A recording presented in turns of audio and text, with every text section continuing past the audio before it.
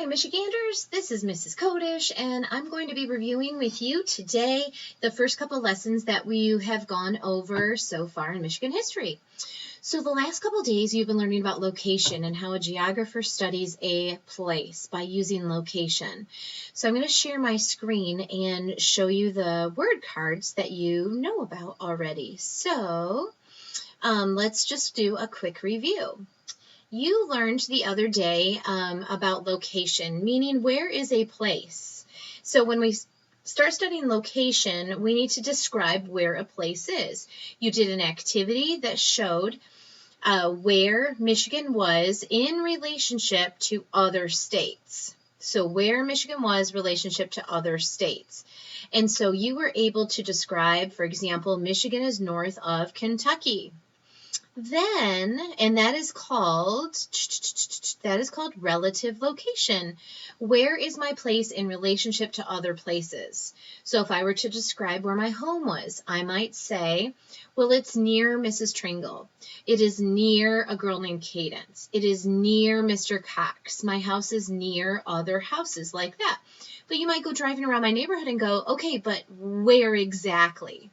And so what you started on Wednesday to learn about was absolute location. Absolute location is absolutely positively, this is where I live. You give the absolute location by giving your address, giving an address of a place. If I were to say, where is Meyer in Mason? And I was looking all over, and I don't know where Meyer is in Mason. You give me the exact address of where Meyer is. I can plug it into my phone, or I can look on a map if they still have maps, and find that place. So using this information, you were able to practice your address. So you have been typing and practicing your address. Practice it on paper, practice it on an extra envelope if your parents can let you borrow one. Send an actual letter with your address on the letter and send it to a grandparent. Wouldn't they be greatly surprised? So practicing absolute location is a life skill that you need to know how to do. You will be sending bills out someday, and you need to know how to write your address. So today, though, we are moving on to talk about location as another way of talking about location, which is mapping. Mapping is when we're looking at an area from up above. So it would be like an airplane flying over your house, and you remove your roof, and they can look down and see where the walls are in your house. They can see different rooms that are in your house. So mapping is another way of being able to help someone find their way. So you're actually doing a really exciting activity today. I'm going to share a different screen. You're going to do a really exciting activity called, whoops, that's your fall activity, called Making a Map. Making a map.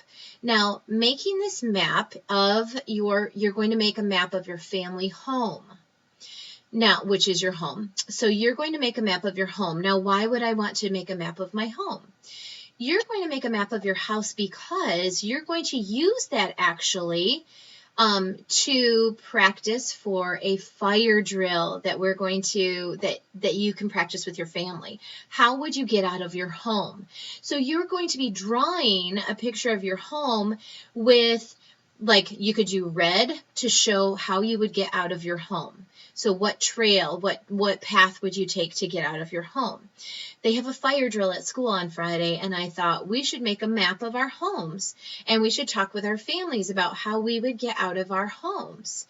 So this is a quick video just to give you an outline, an idea of how to draw a map of your home. If you have a 2-story home, you might have to do 2 maps, one of your upstairs, one of your main floor.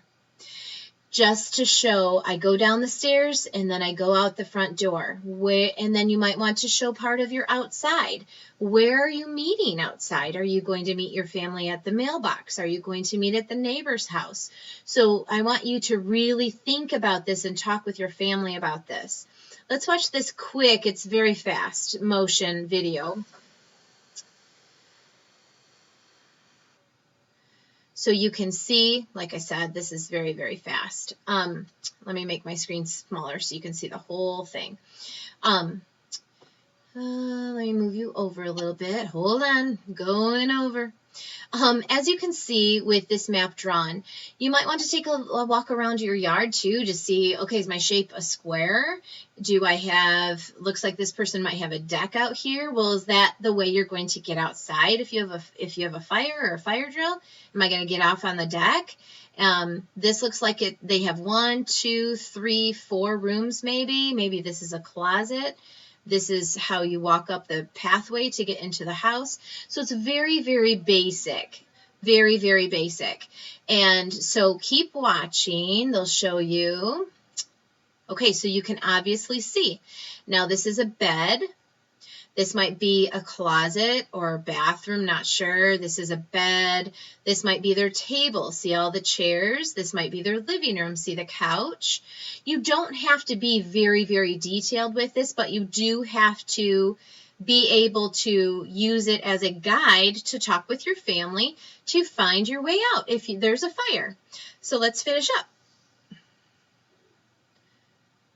Okay, did you see that red trail? Did you see that? That red trail might be how brother's getting out of his room, sister's getting out of her room. You run down the hall and out the front door to the road. That might be your path. And again, you might have to do one for upstairs with drawing stairs and then one for the main floor. Once I get down the stairs, where do I go? So this is a really great activity for your parents to get involved with. See, they made 2 options. Oh, if I can't go out the front door, I could go out my back door. So they gave 2 options. And so this is a really fun, I think, activity to do with your family. You can draw this out just on lined paper or on drawing paper if you have any, and just have a good time with it and talk with your parents about it, and then try to do a practice fire drill on Friday. Well, thank you for listening to this video and going through this with me. You can see, you can watch this a few times if that'll help you. And there's the video, what it's called, if you want to look it up and watch it again. But that is about it for this social studies activity. And again, it's mapping. So have a good time drawing your maps and talking with your family about fire safety and fire drills, and know where you're going if there's a fire and how to get out. That is your goal. All right. Thanks for watching. Bye-bye.